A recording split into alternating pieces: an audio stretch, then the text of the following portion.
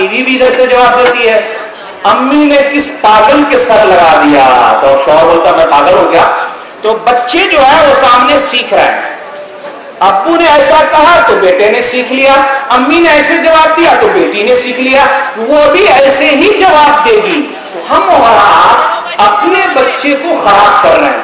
تو معاشرہ کیسے سدھرے گا؟ پہلے گھر کو تو سدھاریے, گھر کے اندر صحیح تربیت کیجیے, گھر کے اندر اسلامی ماحول لائیے. بہت سارے لوگ شکایت کرتے ہیں مولانا صاحب آج کل کے نوجوان تو ایسے ہیں کہ ماں باپ کا کہا نہیں مانتے, بہت بگڑ رہے ہیں, کچھ کہا مانتے ہی نہیں, سنتے ہی نہیں. کچھ تو کیجیے. کبھی ہم نے سوچا ہے کہ بچوں کی صحیح تربیت ہم نے نہیں کی ہے؟ ہمیں اور آپ کو کوشش کرنا پڑے گا, تب ایسا ہو سکتا ہے کہ معاشرے کے اندر سدھار پیدا ہو جائے. اللہ نے کیا کہا؟ سورہ تحریم سورہ نمبر 66 آیت نمبر 6, یا ایھا الذین آمنوا قوا انفسکم واہلیکم نارا, اے ایمان والو تم اپنے آپ کو اور اپنے گھر والوں کو جہنم کی آگ سے بچاؤ. تو یہ ہمیں اور آپ کو کرنا ہے, کوشش کرنی ہے, تب ایسا ہو پائے گا.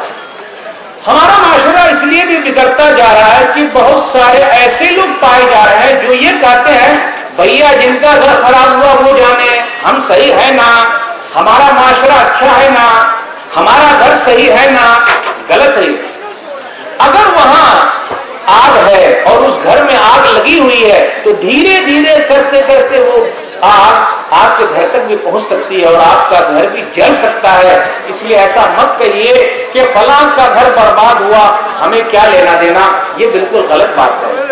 قرآن مجید کی ایک آیت سورہ مائدہ سورہ نمبر 5 آیت نمبر 105, علیکم انفسکم لا یضرکم من ضل اذا اهتدیتم. صحابہ نے یہ سمجھا جی تم لوگ صحیح سالم ہونا, ہدایت پر ہونا, دوسرے لوگ گمراہ ہو گئے چلے گا نہیں, ایسی بات نہیں ہے. تو ابو بکر صدیق رضی اللہ تعالیٰ عنہ نے کہا, سنن ابی داؤد کتاب الملائم کتاب نمبر 36 حدیث نمبر 4846, کیا کہا انہوں نے؟ ان الناس, وہ نبی صلی اللہ علیہ وسلم کی حدیث بیان کرتے ہیں, ان الناس اذا رأوا الظالم فلم يأخذوا على يديه اوشك ان يؤمهم الله بعقاب. اگر لوگ ظالم آدمی کو دیکھ رہے ہیں اور اس کا ہاتھ نہیں پکڑ رہے ہیں تو قریب ہے کہ اللہ تعالیٰ تمام کے تمام لوگوں کو عذاب میں مبتلا کر دے. اس لیے جو ظلم کرنے والے ہیں ہمیں اور آپ کو ان کا ہاتھ پکڑنا ہوگا. جب تک اس کا ہاتھ نہیں پکڑیں گے وہ ظلم کو نہیں روکنے والے ہوں گے.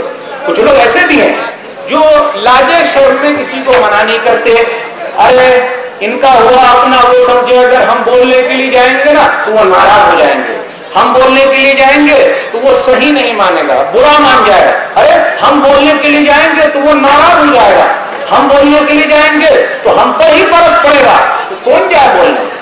بالکل نہیں, ایسا نہیں کرنا ہے, نقصان سب کا ہو جائے گا. اس لیے ہمیں اور آپ کو گھر سے شروع کرنا ہے اور جہاں برائیاں نظر آئے کوشش یہ کرنی ہے کہ ان برائیوں کو ختم کیا جائے. ایک حدیث کے ذریعے اس کو سمجھتے ہیں. صحیح بخاری کتاب الشریعہ کتاب نمبر 48 حدیث نمبر 2493, مثل القائم على حدود الله والواقع فيها كمثل قوم استهموا على سفينة فأصاب بعضهم أعلاها وبعضهم أسفلها فكان الذين في أسفلها إذا استقوا من الماء مروا على من فوقهم فقالوا لو أننا خرقنا في نصيبنا خرقا ولم نؤذي من فوقنا. جو لوگ اللہ کے قانون پر چلتے ہیں اور جو لوگ اللہ کے قانون پر نہیں چلتے, ان لوگوں کی مثال تو ایسی ہے گویا کہ کشتی پر سوار ہونے والے ہیں. کچھ لوگوں کو اوپر جگہ ملی اور کچھ لوگوں کو نیچے جگہ ملی. تو کیا ہوا؟ اب نیچے والے پانی لانے کے لیے اوپر جاتے ہیں اور اوپر والے کو تکلیف ہوتی ہے, تو اوپر والے کو تکلیف ہو رہی ہے تو نیچے والے یہ کہتے ہیں کاہے کو جائیں اوپر تکلیف دینے, یہی سوراخ کر لیتے ہیں اور یہیں سے پانی نکال لیں گے. تو اگر اوپر والے آ کے ہاتھ پیر نہیں جوڑیں گے, اوپر والے آ کے ہاتھ کو نہیں پکڑیں گے تو خود بھی نیچے والے ڈوب جائیں گے, اوپر والے بھی ڈوب جائیں گے. تو پتہ یہ چلا اگر برائیاں معاشرے کے اندر ہے, سماج کے اندر ہے, سوسائٹی کے اندر ہے, تو ہر آدمی کو اٹھنا ہوگا. برائیوں کے خلاف اللہ نے جو طاقت دی ہے وہ استعمال کرنا ہے, ہاتھ کا استعمال, زبان کا استعمال, ورنہ آخری درجہ ایمان کا تو ہے ہی کہ دل میں برا جانے. اگر یہ بھی چیز نہیں ہے تو ہمیں اور آپ کو اپنے ایمان کے بارے میں سوچنا چاہیے کہ ایمان ہمارا صحیح سالم ہے کہ نہیں, ہمارا اسلام دل کے اندر موجود ہے تو ہم اور آپ اگر ایسا کرتے ہیں تو یہ امید کی جا سکتی ہے کہ معاشرے کے اندر جو برائیاں اس پر کنٹرول ہو جائے. اسی طرح ہمارے معاشرے کے اندر جو برائیاں ہیں کہ برے لوگ پائے جائیں تو ہمیں یہ چاہیے کہ ہم اچھا دوست بنائیں, اپنے بچوں کو بھی دیکھیں کہ ان کی دوستی کن کے ساتھ ہے, اچھے لوگوں کے ساتھ. پھر اسی طرح اخلاق خراب کرنے والی چیزیں بھی ہمارے معاشرے کے اندر ہے. دیکھ لیجیے آپ, فلمی دنیا ہے, ہالی ووڈ ہے, بالی ووڈ ہے, پھر اسی طرح ایسے ایسے پوسٹر لگائے جاتے ہیں کہ کس طریقے سے اگر بوڑھے آدمی کے رگ کے اندر خون جو ہے وہ ان کا گرم ہو جائے تو یہ نوجوانوں کا کیا ہوگا, کس طریقے سے وہ برائیوں کی طرف چلے جائیں گے. تو معاشرے میں جہاں جہاں بھی برائیاں ہیں, جو اس کے اڈے ہیں, ان سب کو بند کرنا ہوگا, تب معاشرے کے اندر کسی طریقے سے سدھار پیدا ہو سکتا ہے. اب میں یہاں سے اپنی تقریر کو 3 حصے میں تقسیم کرتا ہوں. پہلا حصہ یہ ہے کہ ہمارے یہاں اعتقادی بگاڑ ہے, دوسرا حصہ یہ ہے کہ ہمارے یہاں عملی بگاڑ ہے, تیسرا حصہ یہ ہے کہ ہمارے یہاں اخلاقی بگاڑ ہے. تقسیم کرنے کی ضرورت نہیں تھی, لیکن سمجھانے کے لیے میں نے یہ چیزیں آپ کے سامنے رکھی. ہم اور آپ دیکھتے ہیں کہ ہمارے یہاں اعتقادی بگاڑ ہے, توحید سے غفلت ہے, سنت سے دوری ہے, توحید پرست نہیں رہے, ایک اللہ کو ماننے والے جیسے ہونے چاہیے ویسے پائے نہیں جا رہے ہیں. آپ غور کر لیجئے, زمانے جاہلیت کے لوگ کیسے تھے, کتنے برے تھے, کیا کرتے تھے وہ لوگ, کس طریقے سے اللہ تعالیٰ نے توحید کی بنیاد پر ان لوگوں کو سربلند کر دیا اور ان کا سکہ دنیا میں چلنے لگا. کیسے تھے وہ لوگ اور کیسے ہو گئے, کیا تھے وہ لوگ اور کیا بن گئے. حالی کیا کہتے ہیں, چلن ان کے جتنے تھے سب وحشیانہ, چلن ان کے جتنے تھے سب وحشیانہ, ہر ایک لوٹ اور مار میں تھا یگانہ, فسادوں میں کرتا تھا ان کا زمانہ, نہ تھا کوئی قانون کا تازیانہ. وہ تھے قتل و غارت میں چالاک ایسے, درندے ہو جنگل میں بے باک جیسے. لیکن جب نبی صلی اللہ علیہ وسلم نے ان لوگوں کو بنا دیا اور وہ لوگ توحید پرست بن گئے, ایک اللہ کو ماننے والے ہو گئے اور ایک اللہ کی ماننے والے ہو گئے, تو وہ لوگ کامیاب ہو گئے. اور نبی صلی اللہ علیہ وسلم جن کی تربیت کرے وہ انسان کیسا انسان ہوگا, وہ لوگ کتنے اچھے لوگ ہوں گے. تو ہمیں اور آپ کو توحید پرست بننا ہے, شرک کی طرف نہیں جانا. شرک وہی نا کہ اللہ کا حصے دار بنایا جائے. آپ کو معلوم ہے اگر اولاد نہیں ہو رہی ہے تو اولاد دینے والا کون ہے, اللہ ہے. اولاد کس سے مانگی جائے, اللہ سے. مراد کون پوری کرتا ہے, اللہ تعالیٰ. پھر اسی طرح اگر ہم اور آپ پریشانی میں مبتلا ہے تو پریشانی سے کون نکالے گا, اللہ تعالیٰ.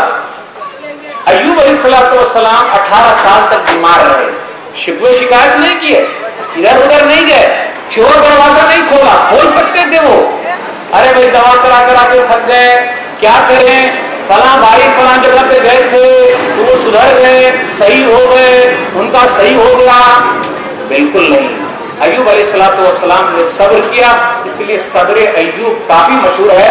ہم اور آپ چند دن بیمار نہیں پڑتے ہیں, شکوے شکایت کرتے رہتے ہیں. نہیں, اللہ تعالیٰ سے مانگیے. اور آپ کو معلوم ہے ڈاکٹر کو صحیح دوا لکھنے کی توفیق دینے والا کون ہے, اللہ تعالیٰ. پھر دوا کے اندر صحیح تاثیر پیدا کرنے والا کون ہے, اللہ تعالیٰ ہے. تو توحید کو مضبوط کیجئے. روزی روٹی کا ٹھکانہ نہیں ہے تو ہم پریشان ہو جاتے ہیں, جی نہیں, بالکل نہیں. موسیٰ علیہ السلام نے اللہ سے مانگا ہے. اسی طرح اولاد نہیں ہو رہی ہے, پریشان ہو جا رہے ہیں. پریشان ہونے کی بات نہیں ہے. زکریا علیہ السلام پریشان نہیں ہوئے, ابراہیم علیہ السلام پریشان نہیں ہوئے, بلکہ اللہ تعالیٰ سے مانگا تو اللہ تعالیٰ نے مرادیں پوری کر دی. اور یاد رکھیے گا اگر اللہ نے بانجھ بنایا ہے تو تقدیر کے فیصلے پر پوری کوشش کے بعد راضی رہیے. یہ بھی مسلمانوں کی ایک اہم شان ہے, مومنوں کی ایک اہم شان ہے.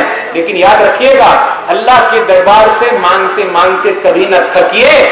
آپ حضرت انسان سے مانگنے جائیے گا, 1 مرتبہ مانگیے گا, 2 مرتبہ مانگیے گا, 3 مرتبہ مانگیے گا, اگر یہ تو ہمیشہ مانگنے کے لیے آتا ہے. اور اللہ سے نہیں مانگیے گا تو اللہ ناراض ہو جائے گا, اور انسان سے مانگیے گا تو انسان ناراض ہو جائے گا. اللہ سے نہیں مانگیے گا تو اللہ ناراض ہو جائے گا, اور انسان سے مانگیے گا تو انسان ناراض ہو جائے گا. اس لیے اللہ تعالیٰ سے مانگیے. کوئی انسان آپ کو دے نہیں سکتا ہے, اس لیے توحید پرست بنیے. شرک کے بارے میں اللہ تعالیٰ نے کہا کہ پیارے حبیب جناب محمد رسول اللہ صلی اللہ علیہ وسلم بھی شرک کرے، چور دروازہ کھول لے تو ان کے پورے اعمال برباد ہو جائیں گے. کیا کہا اللہ نے؟ سورہ زمر سورہ نمبر 39 آیت نمبر 65، لئن اشرکت لیحبطن عملک ولتکونن من الخاسرین. اگر آپ بھی شرک کریں گے تو آپ کے اعمال برباد ہو جائیں گے اور آپ گھاٹا پانے والوں میں سے ہوں گے. اس لیے ہمیں اور آپ کو سوچنا ہے، غور کرنا ہے کہ ہم پکے مومن کیوں نہیں ہیں. آئیے ذرا حالی جو طنز کرتے ہیں اس پر سوچے، غور کریں، کیا واقعی ہم اور آپ پکے موحد ہیں؟ کرے غیر گر بت کی پوجا تو کافر، جو ٹھہرائے بیٹا خدا کا تو کافر، کواکب میں مانے کرشمہ تو کافر، کہے آگ کو اپنا قبلہ تو کافر. مگر مومنوں پر کشادہ ہے راہیں، پرستش کریں شوق سے جس کی چاہیں، نبی کو جو چاہیں خدا کر دکھائیں، اماموں کا رتبہ نبی سے بڑھائیں، مزاروں پہ دن رات نظریں چڑھائیں، شہیدوں سے جا جا کے مانگے دعائیں. نہ توحید میں کچھ خلل اس سے آئے، نہ اسلام بگڑے نہ ایمان جائے. یارو جو طنز کیا ہے حالی نے، ہمیں اور آپ کو سنجیدگی کے ساتھ غور کرنا ہے کہ ہم اور آپ کہاں ہیں توحید کے معاملے میں. کیا ہم اور آپ ایک اللہ کو مان رہے ہیں؟ کیا ہم اور آپ ایک اللہ کی مان رہے ہیں؟ یارو وہی کرنا پڑے گا.